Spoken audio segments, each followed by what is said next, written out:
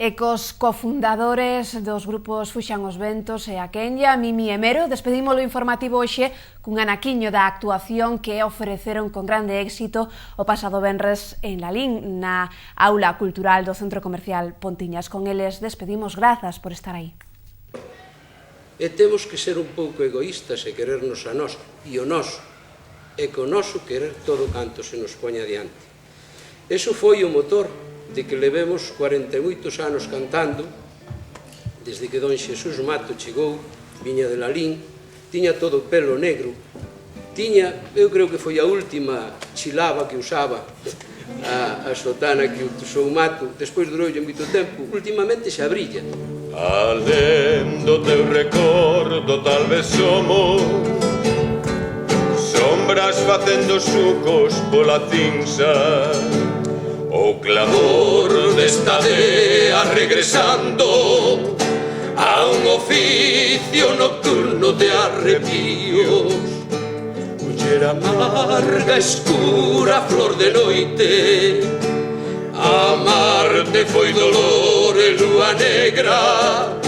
Muller amada, chega a nosa vida, os labios que bicache xa son terra, terra nutricia mai onde afondamos, somos raíces procurando saiba, para agromar de novo en primavera e orlanche a fronte con grinaldas verdes. Muller de amor, escribe o noso nome neste túnel de morte que nos cega.